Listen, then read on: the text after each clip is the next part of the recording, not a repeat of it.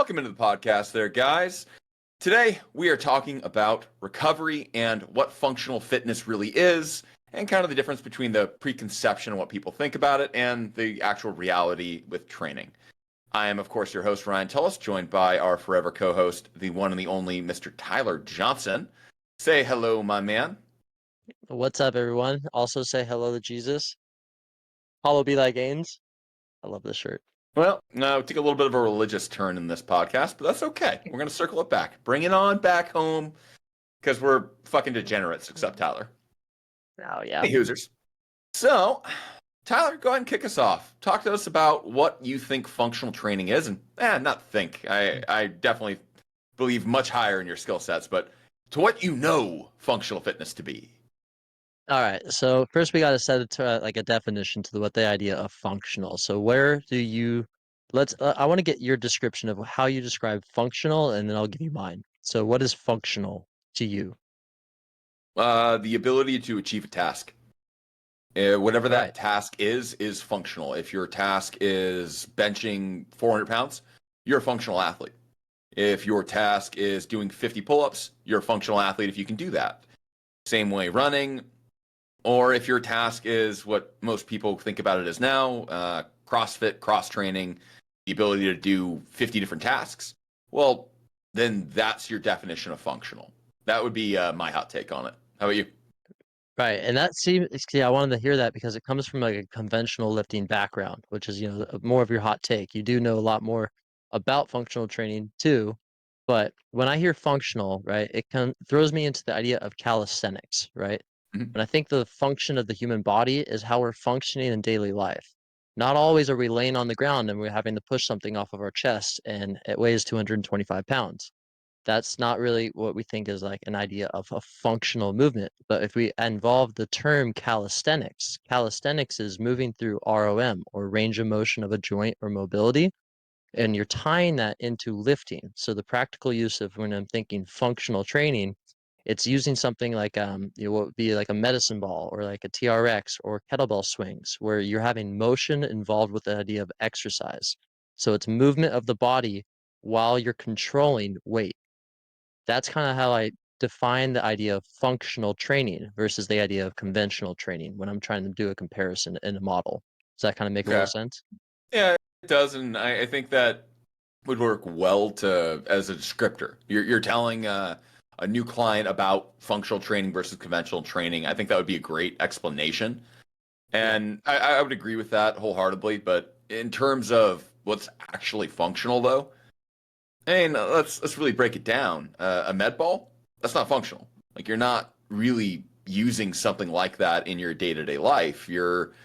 Or a kettlebell or a barbell. Like none of these things are functional because you don't really use any of them. Same way as getting on the ground and doing 50 push-ups. That's not Right. really functional because again, you're not ever repeating that task in day-to-day real life. So I guess I would give you a little bit of kickback on that part. But as far as like Yeah. telling So a client about it, yeah, sure. yeah, if we're adding on the term training to the idea of functional, if we're just defining functional, that was my original question. It would be more in the practical sense of how your body functions in space. So it's kind of coming back to like posture and how you're, giving feedback to your muscles and how they are acting in a certain mannerism. So that is how they are functional. Like it's something that is, if you can't, extend your arm all the way out, that is not what we would say is the maximum function of an arm, right? It's meant to be extended to its full capability. And if you have something like a lock joint, or you have tennis elbow, or you have, a shoulder that is impinged, it is not functional in its maximum capacity. So if we're thinking about just the idea of functional, yes, like that your term definitely makes sense. We add in the word training. Well, now we add in the word training as an aspect because that is defining into the realm of exercise and fitness. So when it comes to Makes the sense. functional training, now we've added on the specialty of where like we're not doing conventional deadlift, or we're not doing squats with a barbell, right? Because that is more conventional and just going up and down or in one plane of motion. Now, if you're Yeah. doing something like Olympic lifting, now we've added a functional aspect to it where we're adding a movement base and you're having to move multiple parts of the body through a space versus just pulling from one spot to another. Makes sense to me. And I think a better way for us to describe it would be like what you just said. It's functional training would be the idea of moving through different movement patterns in a 3D space. Because that's what real life really is, and that's what we're trying to achieve when we're trying to get someone a more whole level of fitness, which again is just another way to describe what functional training is you have multiple different types of disciplines of fitness coming together to make one athlete that can do a little bit of everything, but isn't specialized in one thing. I mean, Right. would be kind of a way that I would look at it. So the term functional training really started stemming out in like 2006, right? That was when the idea of functional training started becoming very prime because of what you said earlier, CrossFit and these Yeah, movements that people had never Pete really seen CrossFit. before, or, box jumps, or, working with, these weighted activities into a plane of motion wasn't really thought as, a great way of strength building properly. It was kind of like more thinking for intensive exercises for athletes. So, do you think it's necessary for every client to be doing functional training? No, absolutely not. I truly believe that a client dictates what their objective outcome is. It's our job to facilitate how they get there. Like, if someone wants to look a certain way, well, why are we worrying about this person's rotationary plane? Like, that not really applicable towards what this person has. And on the transverse of the other side of it, if somebody's talking to you about wanting to go play around with their kids, you doing bicep curls, bro? Like, what's going on here? That's not the outcome that they're dictating as their success. So, Right. as far as like having every person needing some functional element to them, eh, I suppose you should be able to move around without risk of injury. Would be I guess another way of defining that is everyone should be able to move around in a 3D space without risk of injury. Would be my kickback with you. But do you feel that it's more that we need to teach athletes or clients, quite frankly, to be able to do functional movements, or are we doing functional movements because that's going to allow someone to better be able to resist injury? So when we're thinking about a training cycle for somebody, it really depends on the stages. But my essence is always to focus on mobility as well. So people are doing functional training or functional movements that are not necessarily always with weights. It could be the idea of doing hip circles or practicing getting up and down from the ground. That is in definition still a type of functional training. You're doing a movement through a 3D space.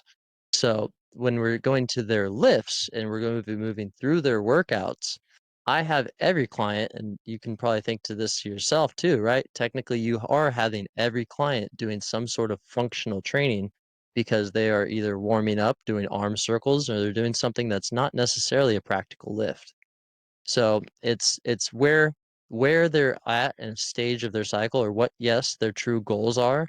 No matter what, I believe every client should be doing some type of functional training, but it depends on what stage they're in. If I have somebody who is an ex-athlete and is 35 years old and their hip and mobility is fine and they have like a base for their strength training, and their goal is like, "Hey, man, I wanna be able to go out and play tennis, and I play intensely, I'm in a league, or I'm in basketball," and they're kinda, like, being more active. I'm definitely gonna throw in movements that'll challenge their balance and stability, and would be throwing through a place of time. But if I have, somebody who's 72-year-old woman, and she's never lifted a weight before, and she's come onto my program, and we're only in month 1, like hell am I gonna have her throwing medicines balls against a wall. So I would argue that the styles of training that you're talking about are a requirement for their outcome. Like, all right, right. you want to get a tennis player, like, yeah, we've got to get some stability. I need you to be able to pivot off of a foot, and I need you to be able to rotate very well. We got to train for that. There's a huge amount of functionality needed in a 3D space. Little old lady, Absolutely. We're going to have to do stability training. Like we're trying to fight sarcopenia and osteoporosis and them just essentially falling over from a lack of ability to maintain themselves. Again, like their outcome requires that level of 3D functionality. But what do most people go into the gym for? Lose weight. Well, if we're going for an aesthetic outcome, are we going to be really worried about how much weight this person can bear into their core doing a farmer's carry? Are we going to worry about how well this person can do their pistol squat? No, that's not going to equal them out their goal. Though fantastic movements and things that everyone probably should spend some time on. But I just don't think it's a necessity to have that kind of functionality for all outcomes. Not maybe not in every outcome, uh, but like I don't specifically work in weight loss, and Yeah, most just of in the general clients that concept though. yeah, and most of the people that of course come to me, they come because they are interested in technique. They are looking for mobility. They are, weight loss is a bottom of their list type of goal because that's the type Mhm. of clientele I seek. Um, but yeah, if somebody's going for weight loss, not necessarily are they looking for, an actual level of function. It's like, hey, they just want to drop the weight. So more practical lifts and tracking calories and everything outside of the gym would be more necessary than working on that person's hip mobility. I agree with that, but I think like a lot of what we're trying to do is we're splitting hairs about how we're describing something. Because to Yeah. me, it kind of sounds like we're talking about prehab, pre-rehabilitation to avoid having injuries happen and to strengthen someone to avoid them in the future. Is kind of what it sounds like we're talking about. Is that right? Sounds like we're splitting categories of functional training. Yeah, I think There we are. is warm up, there is the essence of using it for a specific purpose in a weighted realm, and then there is more of the rehab realm. So it's kind of like we are separating it into its own three category basis. Feel like it kind of has to be. Like as much as I'm just a stickler and I like the specificity, but I Yeah, I do feel like you kind of have to really define out what functionality looks like for someone, and in what yeah, context are you applying it for? Hmm. yeah. Like somebody who's like an MMA fighter or a wrestler, right? We want them to be functional to be able to get down to the ground and get their hips low very fast. Now, that necessarily won't be the same for a guy who's in a CrossFit world who's doing burpees. Like, yeah, you definitely need to get down to the ground, but it's a different level of impact. So it'd be, the training purposes would be a little bit of a different spread. One would be kind of more of like an exercise functional base where we're looking at the practical form of a burpee versus the guy who it's like, hey, you need to just throw your legs back and throw your hips to the ground. It's a different type of way of training. Goddamn, goddamn CrossFit burpee. Yeah. It's more like aggressively humping the ground than it is like an actual movement. Yeah. Well, I mean, it's good when they set a bar height specific to the Ooh, person's actual height, because then they're actually having to hop in the air, so they have to, get their hips underneath. But those are pretty cool though. When they got that bar up yeah, and they have to jump up to the bar like that, I like that yeah, that movement quite a bit. yeah, and then they're really focused on forms of hands to the ground, not just flapping their legs back and just that Bro! casual. Yeah, So every time I see it, I so just think like, different. God damn, Victor. Wrestling coach Yeah, used to give me some very interesting advice way back in the day, which I'll do a reenactment on a later date. But do you yeah. feel like a lot of what people talk about with CrossFit, I mean, functional training is kind of, I don't want to say poisoned. I'm trying to have a more of a positive outlook on CrossFit, but do you feel like that bleeds into what people think functional training is because CrossFit markets itself so much as functional training? Well, I mean, it's not just directly towards CrossFit anymore. A lot of people that are over the age of 40 years old, they don't see CrossFit even as an answer. That half of them don't even know what it is still. Just know like they know the term, and they'll define CrossFit as like, oh, is that like cross training? I'm doing multiple classes and then doing weights. It's like no, it's its own specific function.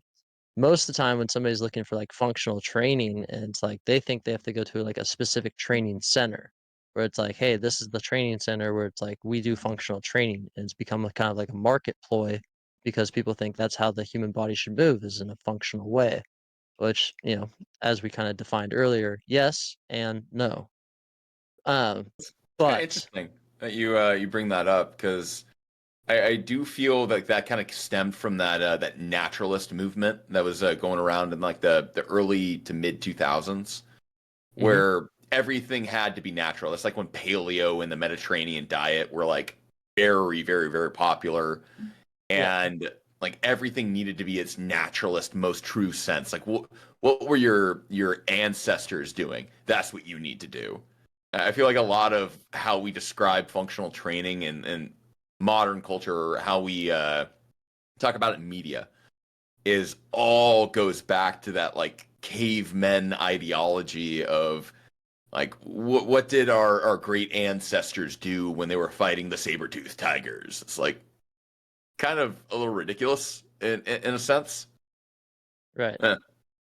Yeah, we're no longer doing that. We're also not having to live our life in a sense of, when we talk about the sympathetic, parasympathetic nervous system, is that how it's completely at a different level than it was back then, where you're always on a heightened sensation and your body is just ready, like at any hour of the night that I could die. Versus now, where it's like if I'm watching Netflix on the couch, the last thing on my mind is that a saber-toothed tiger is going to come eat my face off. So it's a different level, but let's keep just the topic and on point. So when Hey, we're I got one joke to make there. all right, I what you gave you got? the piece of information that was the last thing on your mind before the episode started. Okay, okay. Anyways, so Moving on from that topic that will never see the light of definitely day. never see the light of day. It's already been deleted. All right. Anyways, so all right, so let's look at areas that people sell functional training, right? We see it on billboards, we see it in programs, we see it in just not only like F45 or like whatever these brand names are, right? Yeah, It's even thought as like, what is your specific type of training? You'll see a lot of trainers profiles like I'm specific in functional training. I'm a So functional trainer. That whole thing, the shtick. right. And yeah, it came from the shtick that happened in like the early 2000s, and about the same time that you're talking about all these paleo diets, and everybody's trying to look for like the natural form of the human body. So what do you think caused that switch? Um, I'm gonna nerd out a little bit. Um, so diet history and the history of athletics is like a really fascinating topic because Hmm. it kind of comes and goes in waves. We create a demon, and then when that demon doesn't work, we make that demon now the angel. It's the hero of the story, and we always move to find a new demon. So fat back in the 70s was the thing. Like we thought fat was the all cause for everything because people had heart disease, and fat was correlated with having cholesterol, and like that was how we viewed the world. Well, Right. that didn't really fix anything because we removed fat from items. Everyone started eating low fat, and that really didn't help anyone with anything. Then we moved on to sugar because if it's not fat, it's got to be the carbohydrates and it's got to be the sugar in things. And that went away as time went on because, again, we found out that demonizing sugar didn't really do anything. And the obesity epidemic just keep growing. So we Hmm. had to move on to the next thing, which was, oh, well, sugar's not bad. It's just the refined, processed, unnatural sugar that has to be bad. It's all these chemicals that we're finding in food that has to be bad. Sugar, natural, no, that's fine. That's got to be good for us. That creates the angel out of the demon, and we move to the next thing. So I think a lot of it just came from that natural progression as we went from item to item, moving to anything that wasn't considered natural being the that has to be the reason why we've gained weight over the last 100 years. When Right. in reality, we just don't move anymore, and food got really tasty because we figured it out, and it got really cheap and easy to acquire. But I think it's just the continued slope of us trying to move on to the next demon for us to fight. And it was just now, well, it has to be anything that we created in the last 100 years because people weren't fat 100 years ago. No, Right. that's So that's my long answer. Yeah. you're talking really like to the nutrition aspect, right? Mhm. So let me give you the other side of it, right? So we talk about the exercise about it. So when we look at like exercise history and how it was studied, physical education was always kind of like what it was taught as, and you could be a PE teacher and have a high school degree. Then all of a sudden in the late 80s, when they started studying a lot of the athletes, when we were having the Olympics go on, then they started really like looking at like muscle stimulation. They looked at a lot of the people in the 80s that were lifting weights, and it started becoming more of a study focus group. And even like early kinesiology or the athletic trainers didn't start really getting in their college degrees, and it became, kinesiology until like the 90s. So when you started having like this progression of people studying and focusing on how the muscle was working and operating, it kind of really started to take off in the 90s. And in the late 90s, we kind of like really dialed it in. Then what happened in 2001 is the FDA changed their principles and standards with the food and the dietary nutrition wise, right? They came out the new guidelines that were posted in 2001, 2005. The my And plate. Yeah. what happened in 2001 that really shifted the face of the earth, at least for the United States? 9/11 war happened, and Not now we started being really worried about our ability to go do real life things. right. So the war happened, and as we see in history, war stimulates economy and growth in a way that, unfortunately for the sacrifice that has to happen in that scenario, people die and they go off. Our systems of government have to invest tons of money into the research and the aspect of how to get people to train, because again, they have this obesity epidemic that's just been growing, and they haven't tried to find a solution. So now you have a war that started, and then in 2004, 2005, after these guys go in 2001, they start coming back. And what happens? You have these guys that were now, coming back from war, who were just, really brutes, and were just like the same idea of what happened underneath the Kennedy Project. They were just, taught that calisthenics and the idea of just working out to your full fatigue and just getting yelled at was just super fun. So, boom, I think that in my theory, the birth of CrossFit, these guys just like were just, and it's very, you look at CrossFit as a standard, like they even have like the Murph workout where it's just, they're very tied into the idea of military background.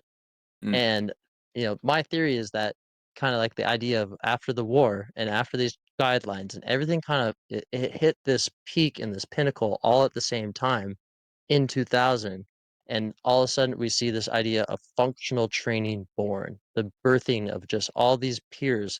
You have the education background of kinesiology finally hitting its prime. You have the start of exercise physiology, or the study of muscles, and PT as a practice started becoming really big, and you no longer were just a doctor who was good with muscles. You're a physical therapist, physical massage therapist, and all these categories started stemming off. And then you have, the idea of these guys just wanting to go all at it in these workouts. And then you have the nutrition changing, and the standards we're able to study and look at like glucose and insulin and like things that we knew were there, but now we can go into like a whole different level of depth. So that's kind of like how it all kind of came together. That's where I'm kind of getting to on the history background of it. Makes some sense to me. I will give you that. I do think it is a multitude of different factors that came together. It's kind of interesting parallel with like fitness and its history, right? It went from Yeah. incredibly simple to incredibly complex, and then nutrition in its practice went from very complex down to very simple. It's became more of like the natural idea, like it kind of hit that peak around that time. That's that's kind of interesting. I like the take on it with thinking about what was going on culturally in the world at the time, Yep. with the advent, or not the advent, the kickoff of the war and everything that was going on over there, and how that influenced our society. But I'll add another layer to it. I think social media happening on top of that, it Mm, was, you had this thing that was wildly intertwined with the military, like you were talking about. And again, it's a new thing. And yeah. we're always driven by aesthetics and weight loss in the fitness industry with like everything. Like that's Yep. where all the money is. It's when we're talking about learning about better cardiorespiratory systems, we're doing so to either help with weight loss or for peak level athletics. Like that's kind of the only two things that put money behind anything. So that's cool. Well, I like that. yeah. And the last part is the medical. So Much medical as or you'd medicine. think. I mean, like, it's not a lot of money that goes into fitness from medicine. Well, a lot of information will come out of medical studies that people will take and indoctrinate into a way of selling it. You know, it's Hmm. I mean, pretty easy as far as like understanding just a little bit. Like just think about like oh, you can now just send in blood tests to examine where your blood glucose are, and this is how you should change your diet is by sending in a blood test because we can tell you more about what's going on inside of your body versus You're just talking the about the monitoring. yeah monitoring and coming from just like a larger stance of a medical background of the internalizing of the body of how you can bring that to the surface level information for a general user. I do feel, I mean, I just generally don't have a big love for the medical community when it comes to athletics and weight loss and like all of that. But um, I would argue that a lot of that has had no real like positive impact, though. Like at least not a lot of it. At least not as a. I guess I'll walk that back a little bit. Hasn't had a first level impact. Like we create things in the medical sphere to help with it, and it turns out not to really be that impactful. Because I really feel a lot in when we study things in a lab, we don't really look layers past. Like we focus so much on the mechanistic side of things, like how the initial thing happens, and then we run with it. And then it turns out that we have all of these compensatory mechanisms in our body built to counteract that from happening. And I just really feel a lot of the things that come from that side of things, no one ever takes it and takes 1,000 people and says, hey, let's apply this and see what actually happens to them 6 months, 2 years, 3 years out and see how their lifestyle is adjusted to it. So yeah, the timeline aspect is the biggest part rather than just in the moment. So the one study that is really that I know has been going on for so many years and it's left into actually next generation is the Framingham heart study, right? That started in like 1974 or something, 73, or maybe even earlier than that. The How Framingham do I heart know that? study, you know this study. I actually met somebody who had a card and it's crazy because they still reach out and that's this study has been going on for 50 plus years and there's so much medical studies that have happened based off the Framingham heart study that are still used as looking into Wow. how heart disease is made. There's probably 1948. 1948, yeah, I think yeah That's it was really early. wild. A- and that study is still going on till this day. I Yeah, mean we're that's a talking. lindinium study. Those are so rare. Yep. And That's they've super only cool. expanded on it. So, I mean, people still get blood tests, they get heart exams, they go in, and it's the children of children. Like we're talking third generation at this point. So that is where you could actually have studies make sense, or after like maybe a 5 or 10 year base. But Yeah. yeah, I think that somebody who just goes in and be like, "Hey, we're gonna test to see if this is gonna help you jump higher," and does it for 3 weeks, That's it's just useless. not enough of a variable change, That's, right? that's We can that's straight see, useless. Outside of like dosing someone with like like adrenaline or something. yeah. Yeah. Okay. Well, Anyways, let's put a bow on functional training and kind of what that looks like. I'm gonna like go down hmm on a rabbit hole and a half. I haven't thought about this in a long time. yeah, Um, but functional training, I feel a lot. It has multiple different definitions, and it's all about how you apply it. If you're talking about an athlete, their level of functionality will be different and very objective based. If hmm you're someone who's more lifestyle oriented, it's going to be more how do you manipulate yourself in 3D space and can you do so without risk of injury? I feel would be a very good way to define both of those. I mean, what are your thoughts? yeah. No, I agree. That's kind of it. the next step, is of course moving on to our next topic is looking at mobility, and that's it's a whole different Only thing. tangent and a half. Yeah. So, all right. You have any last thoughts or things about functional training or functional atmosphere questions, Dyer? I got one for you because we love going back to this. All right. So you get Oh, three functional movements. It's a zombie apocalypse. What are the three functional exercises that you're using? dude, mine are still the same. Still the It's same. oh my god, I think I went with a power clean. Hmm. So being able to take a weight and just manipulate it, full body movement across the board. Then muscle up, and then I'm just going with burpees. Yep. Cardio Yeah, based. that's my go to. I mean, I can maybe switch out. I can maybe switch out like the burpees for like just doing like wind sprints or something. But Yep. yeah, how about you? Um, I would do sandbag tosses. I would do sledgehammer swings onto a platform. So, I mean, sledgehammer swings, like really good for cardio base. You get your shoulders really jacked. And last one would be pull-ups. Everybody knows having big sculpted 3D delts is the most important thing in any type of zombie-based apocalypse that you may find yourself in. Dude, You can I'm quote me just on thinking, that. That's fact. I'm thinking you run out of bullets. What are you doing? You're grabbing the nearest thing and you better be able to swing that as hard as you can. So if I'm swinging that sledgehammer and I'm working on momentum base, I'm going to be able to pick up a pipe off the ground and swing it and hit zombie running at me. I want to be able to swing something hard. It is a great arm workout Dude, I just want and to be cool. jacked in the zombie apocalypse. I want to be pulling all those post-apocalyptic honeys that their husband or boyfriend or what have you have been turned, and they're going to the guy with the big 3D sculpted delts. They're not going to Mr. Yeah. Cardio Bunny over there. Like, I'm sorry. It, you know, I don't know if you've ever seen this. You've ever seen the movie Bird Box? No, no.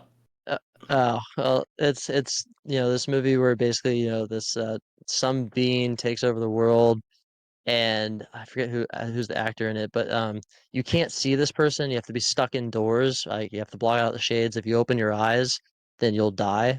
So you can't open your eyes at all. And it gets to the point in the film where this woman and this guy are living like out in the wilderness, and they have like an outdoor garden and stuff. And it's supposed to be like 3 years later because like she's pregnant in the beginning of the movie, but she has the kid, and it fast forwards to like when the kids are a little bit older, and the dude that's with this chick is freaking huge, like this big, broad shoulders. And I'm just like, bro, you're not staying that jacked after like just eating like vegetables from a garden. You're gonna lose some mass, you're gonna lose some weight, and it's been 3 years and you've been stuck inside. Like, bro, what are you eating? And every time I see a movie that's like a survival movie, and you've got like some like yoked like hero in it, it's like Yeah. 6 months in. I'm like, dude, no, I'm sorry, you've lost like 30 pounds of muscle mass in that time. You probably feel like absolute death from Yeah. from having all that muscle catabolized. Like you probably died from that. Oh my God. We'll have to have like an episode on movie myths and Mythbusters on the Oh, sense of I'm like, so down with it. But let's move on to mobility yeah. and give it away with that. Um, I'm just gonna give a little brief, we'll say description of what I believe mobility is, and Tyler, you give me your thoughts on it. Okay. But I look at mobility as the ability to lengthen a muscle through a range of motion that is required for a task. Again, like kind of tying it a little bit more into the functional aspect of what we went to before. Mobility is, quite frankly, can you move doing the things you need to do? It's not how flexible you are. It's not can you put your palms on the ground when you try to touch your toes. It's all right, can you hinge your hips through the range of motion required for the lift? Can you get up off the ground with your chest touching without tearing your shoulder? Like that's kind of how I view mobility from a training aspect. But what are your thoughts? I mean, I could make it even just a little bit simpler. Just the elasticity of a muscle and joint is just like how elastic or how stretchy and permissible an area of the body is. So if we're talking like the range of motion is perfect for when we're talking about joints, or like how much how you have that as far as a range. And then the elasticity would be kind of like more of the flexibility sense of a muscle, but Mhm. it's not just necessarily saying like, oh, look, I can take my toe behind my head. Like, okay, you're really flexible and you're mobile in the sense, but also that's not going to be every person. Yeah, So that's if we not just look necessarily at, very helpful. yeah, but if somebody has, good elasticity of a muscle or joint and it's moving properly, that will tie into the idea of the functional aspect of it.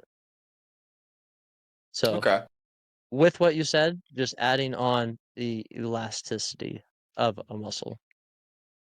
that makes sense to me. I mean, I feel like it's kind of the same thing. You just kind of simplified it down a bit. Mhm. Um, with that, I feel like we're diving into the realm of more mobility is always better. Is that kind of what you're saying? Really depends on your purpose, right? Like There it is. power lifters in a sense, right? They're not always going to have really mobile joints. It's just it's not necessary as far as the requirement for a lift. In fact, you Not want smart. tight, yeah, you want tightness around and stiffness around joints or areas so that way when they create that tension, that there is not a lot of elasticity. They're actually like they're basically sacrificing some ranges of motion for the specifics of that lift.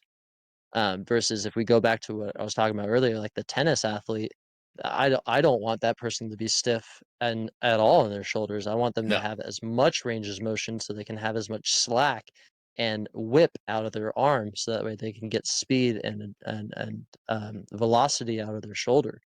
So the mobility isn't required for every person. If we take this to a general population, though, to have a healthy wellness and a good long lifestyle, it's better to have mobility of the body. If we look at just the all-cause mortality rates of the US versus somewhere like Japan, people where they That's eat on the ground. Dude, Say that's a what? terrible like relationship. You're literally looking at the single oldest population that has the single highest quality of life, and then you're going with the most industrialized sedentary population in the world and comparing them to. Well, Like, we'll come also on.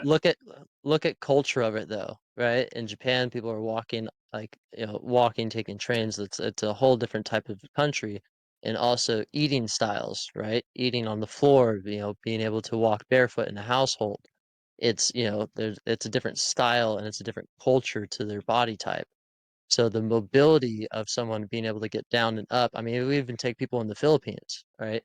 People in the Philippines have the ability, there's videos of people who are able to just squat down to the floor. Or if we go to Africa, we look at some of the people in the older tribes or in the plains, you have these people that can jump or like hyper mobile, really high in the air. So the different levels of mobility also can come from culture and how you present or how you walk through your daily life.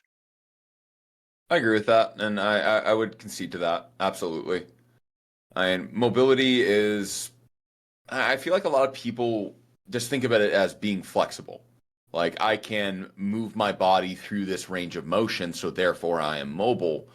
And I guess Hmm. my definition of mobility probably has a strength component tied to it, like the ability to move through a range of motion and perform a given task is kind of how Yeah. I conceptualize what mobility is. And I just might be, quite frankly, expanding the definition more than what the word is meant to do, and putting my own like personal, twist on it, however inaccurate it may be. So Yeah. Well, like that's me, my like 10 cents. I have great mobility, but it doesn't necessarily mean I am very flexible. Like, I can't do the splits, but I can squat straight vertical up and down and keep my spine erect.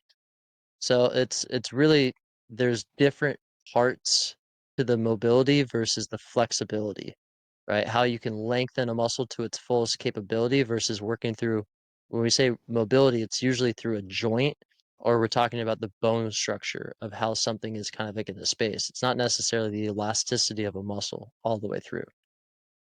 I would say that's more describing flexibility, like the straight elasticity of a muscle to be lengthened Yes. is just that's just flexibility. That's that's being able to put your arms behind your back and like hold on to them. right?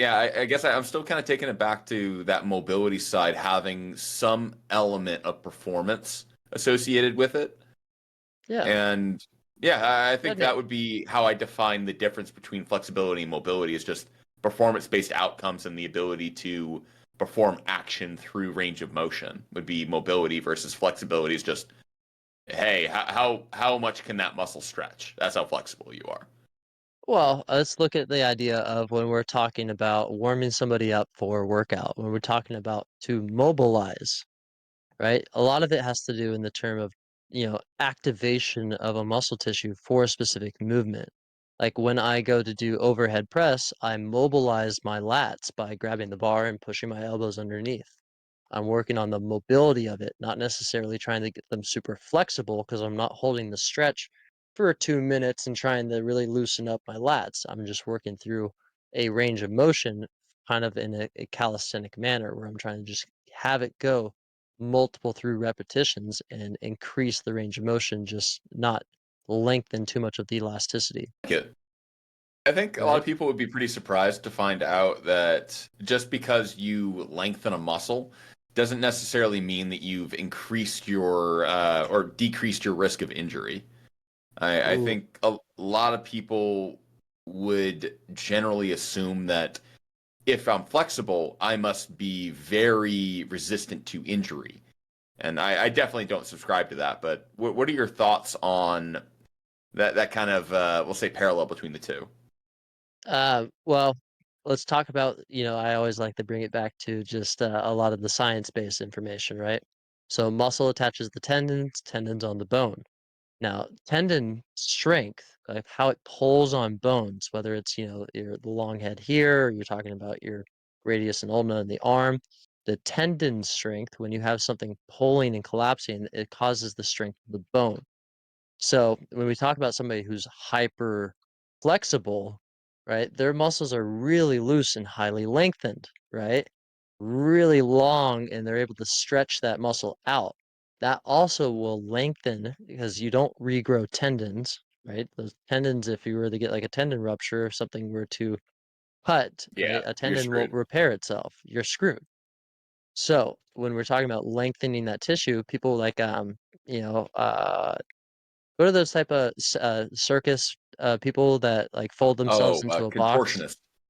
Contortionists, right? If we look at contortionists in late stages of life, their bone density is very low, and they do not have a great quality of life in the later ages. They were maybe highly flexible, but Really? it, yeah, no, I didn't because know that. yeah, you Huh. look at their spine, you look at the health of that and like what happens to them in a very later life because they haven't had so much tension on the bones have softened. And when it comes to like, bad stages in later life, like very hunched over Ooh. backs, like, yeah, think about like having your bones, like the reason why we do strength training, right? And if we're talking about women in their 50s trying to prevent osteoporosis or it's you cause that tension from the tendons pulling on the bone because the muscle has gotten tighter and it's requiring those tendons to become a little stronger. They don't regrow, but they're holding more tension, which then pulls on the bone, pulling it tighter, causing that to be like, hey, I don't want to bend or shift. I better grow my bone to be a little bit stronger to hold this extra tension. I love that everything in fitness is always context based. Like, no matter what we talk about, no matter where we go in this fitness rabbit hole, everything applies well here, but not there, but also here, but in a less of a way here. There's Yeah. always, hey, 6 or 7 different questions need to be asked before you can come to an outcome. And I feel that's something people struggle with so much is we just want everything to be, oh, you're more flexible. That's got to be good. No, I don't want to have flexible quads when I'm doing a squat. That's gonna be a bad time for me. No It's bueno. like I don't want to have those things, but I also want to be mobile enough in my hips and quite frankly in my quads to be able to perform the squat. And I feel like people will feel that that's um very gray area, nebulous, like a hard thing to define and conceptualize and understand. At least that's kind of how I feel about it. So time and place, right? Everything always is good in moderation, but time and place. So to have great flexibility in your quads, even while being a very strong person or trying to get to their maximum length, you could still technically do it, but it just means you'd have a different training cycle, right? You'd have like one day where you lifted heavy with your quads, and the next day you probably stretch, right? Because you want to make sure that you're taking that tissue that's damaged and trying to repair it, and you're lengthening it, causing it to rupture even more. So that way it's Mhm. kind of, has to really forcibly grow. But that means that you're not going to work out the next day after that. You're going to let it repair and then continue to damage, stretch, and let it really fill in those gaps as far as the muscle fibers. So realistically, I know there's this one guy. You probably would recognize him. I don't know his name, but he's got like this long hair. He's really huge, and he's a fitness and inspirer, and he does all these like weird. Fitness He's influencer kind of guy. fitness influencer guy, Uh, and he is hyper like flexible. I mean, like is able to do like the full splits and puts himself down to the ground. Well, the dude weighs oh, like 250 pounds, like, and it's just Juju Boofy or it's something. Yeah, I know exactly who you're yeah, talking about. The dude does like splits while he's doing the like shoulder press because you're right. nobody needs to do that. That's just fucking Or dumb. he did like a Turkish get up with like 315 pounds or Oh something yeah, like that, like something insane. So this guy is like really strong and hyper wild. flexible. Right? But I mean, obviously that dude is, not naturally grown, right? That is, That's not humanity at that point. That guy has left behind the rest of us mere mortals long ago, many CCs ago. If you're catching what I'm putting down. yeah. So I mean, that's a very specific case, but we probably could look at his training cycle and say that this dude is, highly, focused on his diet. He is training 6 hours a day. He takes his recovery seriously. He is not the general population. No, that's not real people. That's not human. That's just like we look at like professional athletes in that sense. Like they have people to take care of them, watch their diet. They have, people working on their bodies all the time. They have structured workout routines. They have everything that they could use, and their job is 10, 12 hours a day doing that. Yep. Us mortals who have 60 minutes to do our workouts, we don't necessarily have the time to do, you know, all the stretches or everything we could do to be really flexible while also donating 3 hours of our day to do the lifts that are necessary to keep that up in strength. That's So wild. Yeah. prioritizing, but also, there is a time and place. That's what I was trying to get to. I feel like I mean, this is just might be the bodybuilder in me. We always want to like take things simple. But I feel like training through a very deep, full range of motion on everything you're doing will naturally aid itself to one, having pretty damn resistant joints, but keeping that mobility level incredibly high. And it's not going to make up for targeted mobility. I've tried. Uh, many injuries later. All right, it doesn't work fully, but Right. proper range of motion applied with a proper mobility program is the fountain of youth. It is the silver bullet that people are looking for as far as injury prevention is concerned. At least in Mhm. my bodybuilder, protein shake on the brain mind that I've got going on here. Yeah. I mean, Yeah. there's probably two handfuls of area, maybe less, of specific areas to focus on mobility, right? Ankle mobility, your knee flexion or knee mobility, your hip mobility, your spine mobility, shoulder mobility, and neck mobility, right? We can So the we can joints extend is it what you're saying. pretty much. So I mean, there's not so it's not so complicated. People think like, oh, I No. want like hybrid mobility. Like, how can I get it? It's like, well, stretch your hips, stretch your legs, stretch your back, stretch your neck, stretch your shoulders. I done. Yeah. Like it's It, really not that hard or complicated. You just defined my entire mobility and warm up program right there. It's literally just Yeah, touching on the joints and then, oh, that weird thing hurts that doesn't normally hurt. I should spend a couple minutes on that. And yeah, it's just not no nonsense. Just get my hips mobile. Go ahead and make sure my quads are allowing my knees to transition the way I need them to be. Making sure my calves aren't locking me up. So ankle mobility, shoulders. Really, yeah, it's not that complicated. I don't feel like it is, but also these are concepts that you and I eat, sleep, and breathe. So we're also right. not normal people too. So S- there's that part. So, we'll wrap it up on just this last topic because I really want to get your take, and I already kind of know where you'd be. Should mobility be a primary focus before strength training? Like, Yes, should, it should be, yeah. but caveat with it is to learn mobility through resistance training. That's something Hmm. I've started to kind of shift a little bit more towards, and I've been seeing a lot more success with it. But what are your thoughts? Yeah, when you say like resistance training, right? I'm thinking, not just using just the body weight, right? Through the No. idea of like using a in-depth heel raise kettlebell squat to get depth and, mobility in the hips for those who can't maybe squat down all the way, right? Is trying to manipulate a little bit of areas like raising the heels so they can overload their quads a little bit more and use the front plane of their body to get the depth necessary. Or, if I'm doing like a hip stretch, not always doing hip mobility where we're doing like froggers with our knees apart and rolling forward with our back and going back and forth to grab a kettlebell and, stick one leg out to the side and shift your weight with the kettlebell, adding a little bit mobility or weighted resistance into that movement. So Yeah, I I was more thinking on the idea of should somebody who is, you know, not too mobile, and let's say like they need mobility, they need mobility, but they want to do strength, and you're just like, do you stop them from, let's say, going and grabbing some cables and doing some cable rows or some bicep curls with some dumbbells? yeah, I would stop him from doing that. Absolutely.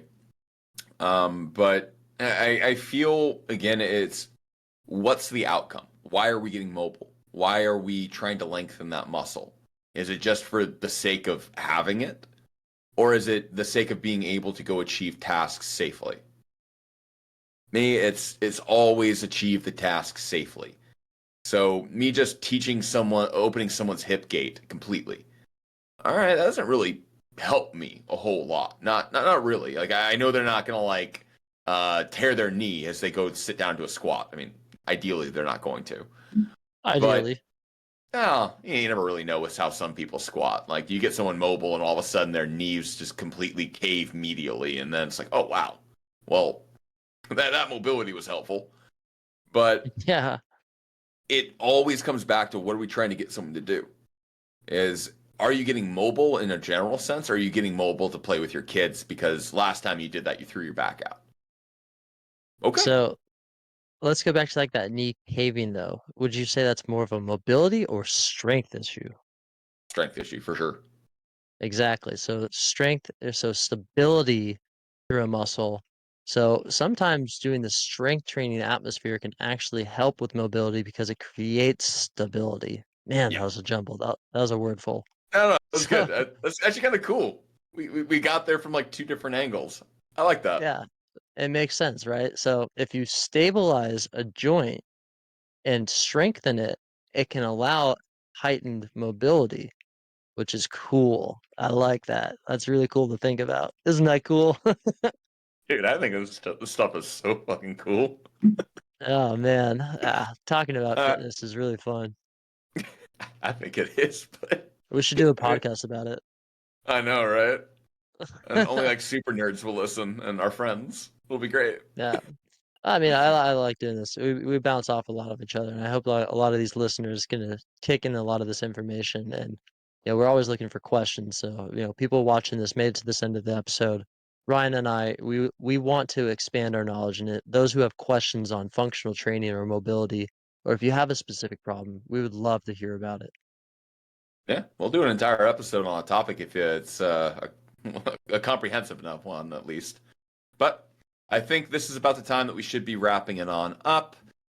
This has been a lot of fun, guys. This has been a good topic for Tyler and I to kind of bounce back and forth on each other. And yeah, we'll catch you guys here in the next one. But we love you. Appreciate you. Cheers. And yeah, that's Tommy in the background. That's our editor. Yeah, I was gonna yeah. say, like, we didn't. I'm like, there's just been a guy in the background. Is he playing League of Legends? Is he editing? Who knows?